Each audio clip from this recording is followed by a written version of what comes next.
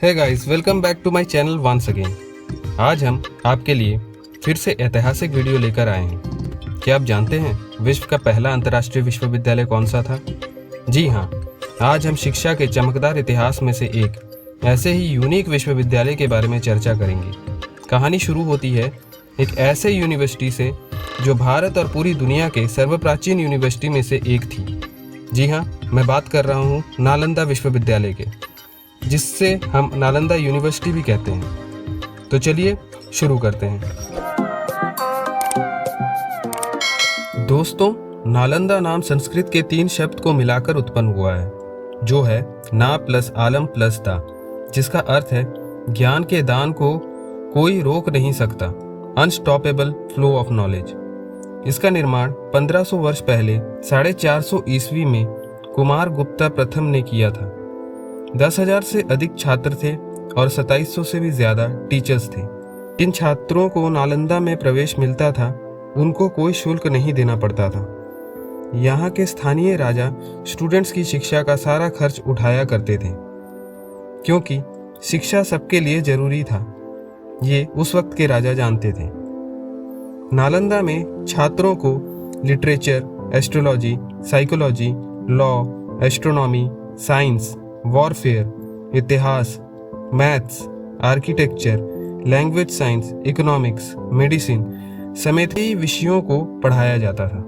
नालंदा में सिर्फ भारत ही नहीं, बल्कि कोरिया, जापान, चीन, Tibet, Indonesia, Iran, Greece, Mongolia समेत कई दूसरे देशों के छात्र भी पढ़ाई के लिए आते थे। खुदाई के दौरान यहाँ 1.5 लाख वर्ग फीट में नालंदा विश्वविद्यालय के अवशेष मिले हैं। ऐसा माना जाता है कि ये सिर्फ यूनिवर्सिटी का 10% हिस्सा ही है। Destruction of Nalanda. चलिए दोस्तों, अब जानते हैं कि नालंदा डिस्ट्रॉय कैसे हुआ। सब कुछ इतना अच्छा और इतनी अच्छी तरह से मेंटेन होने के बावजूद ये डिस्ट्रॉय हो गया। जी हाँ, सही सुना आपने, नालंदा विश्वविद्यालय को बर्बाद कर दिया गया। सन 1193 में बख्तियार खिलजी के आक्रमण कर इस यूनिवर्सिटी को पूरी तरह नष्ट कर दिया। कहा जाता है कि आक्रमण के दौरान यहाँ पर भीषण आग लगा दी गई थी और इस आक्रमण में यहाँ कार्य करने वाले कई धर्माचार्य और बौद्ध भिक्षुओं को आग में जिंदा जला दिया गया था। करीब 90 लाख ग्रंथ और पुस्तकें, जिनमें आयुर्वेद से लेकर अंतरिक्ष तक सब ज्ञान था, सब इस भयंकर आग में जलकर राख हो गई।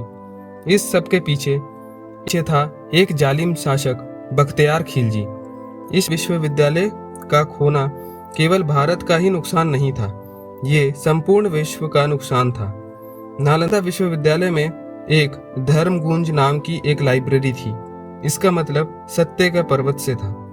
इस लाइब्रेरी में तब लाखों किताबें थी, जिसको आक्रमण के समय आग लगा दी गई थी और इस लाइब्रेरी के सारे बुक्स को जलने में 90 दिन का समय लगा।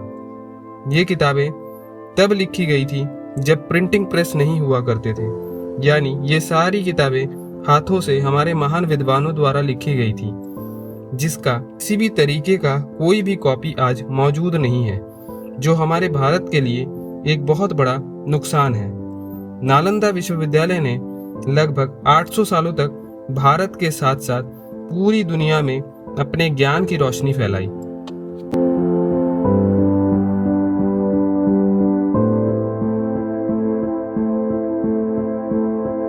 दोस्तों, चलिए अभी जानते हैं ये बख्तियार खिलजी ने नालंदा को क्यों जलाया और कौन था बख्तियार खिलजी। अफगानिस्तान के एक कबीले से दिल्ली और अवध में काम ढूंढने के इरादे से आया था, लेकिन यहाँ उसे कोई सफलता हासिल नहीं हुई। कुछ सालों में उसने भारत की इन्वेडरी आर्मी में अपनी जगह बना ली और घुड़ राज्य की सेना से उसने कई युद्ध लड़े। इसके बाद उसकी बहादुरी के चर्चे सुनकर उसे अवध के कमांडर के नीचे सेना का मुख्य बनाया गया। उसे बिहार की बॉर्डर पर बसे 2 गांव को संभालने का काम दिया गया और इसके बाद उसने बिहार के विभिन्न हिस्सों पर हमला कर उन पर कब्जा करना शुरू कर दिया। इस दौरान खिलजी की तबीयत बहुत खराब हो गई। उसने कई हकीमों से अपना इलाज करवाया, लेकिन उसके हाथों हर तरफ सिर्फ निराशा ही मिली। तब किसी ने उसे बताया कि उसकी इस बीमारी का इलाज सिर्फ एक व्यक्ति कर सकता है, नालंदा विश्वविद्यालय के आयुर्वेद विभाग के प्रमुख आचार्य श्री राहुल श्रीभद्र। खिलजी ने सोचा कि जब उसके धर्म के लोग ही उसका इलाज नहीं कर सकते तो एक दूसरे धर्म का कोई काफिर कैसे कर सकता है। लेकिन फिर भी उसने राहुल श्रीभद्र जी से मिलने नालंदा पहुंचा। उसने उन्हें चुनौती दी कि अगर वह सच में इतने ज्ञानी और सशक्त हैं तो बिना किसी दवाई के और बिना उसे हाथ लगाए उसे ठीक करके दिखाए। राहुल श्रीभद्र ने उसकी चुनौती स्वीकार की। उन्होंने बख्तियार खिलजी को कुरान देते हुए कहा कि हर रोज कुरान पढ़ने से उसके सारे रोग दूर हो जाएंगे। खिलजी ने नियमित रूप से कुरान पढ़ने लगा। धीरे धीरे उसकी तबीयत में सुधार आने लगा और वह बिल्कुल ठीक हो गया। दरअसल राहुल श्रीभद्र ने कुरान के पन्नों पर दवाई लगा दी थी और जब खिलजी रोज कुरान पढ़ता था तो अनजाने में वह उस दवाई का सेवन करता था। वैसे तो किसी लंबी बीमारी से उभरने के बाद इंसान खुश होता है और डॉक्टर को धन्यवाद देता है, लेकिन जब खिलजी को इस बात का पता चला कि उसकी ऐसी बीमारी का इलाज किसी काफिर ने कर दिया तो उसका मन जलन से भर गया। उसे ये बिल्कुल गवारा नहीं था कि किसी काफिर ने उसकी ऐसी बीमारी का इलाज कर दिया जो कोई कर नहीं पाया था, और इसीलिए उसने ठान लिया कि वह इस ज्ञान के सागर को ही खत्म कर देगा। खिलजी ने नालंदा विश्वविद्यालय में अपनी सेना के साथ कदम रखा और उसे आग के हवाले कर दिया।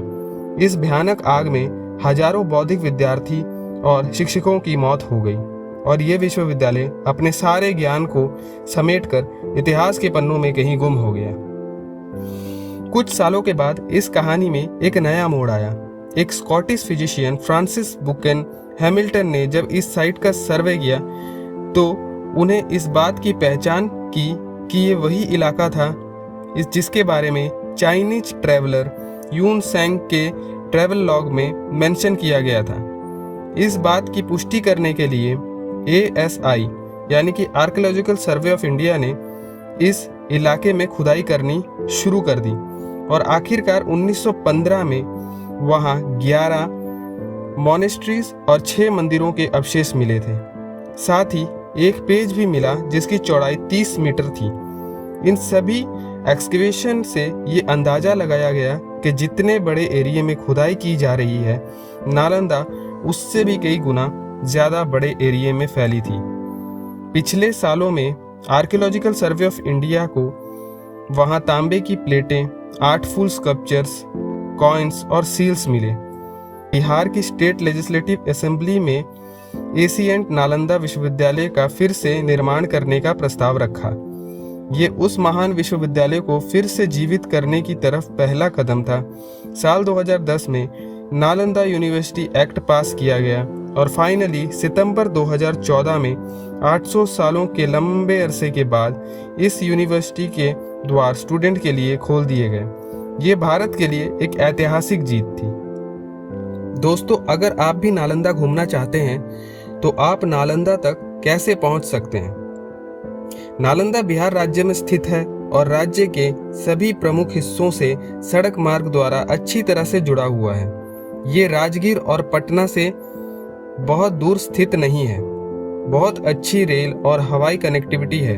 अगर आप हवाई जहाज से आना चाहते हैं तो पटना का लोकनायक जयप्रकाश हवाई अड्डा नालंदा से लगभग 78 किलोमीटर की दूरी पर है।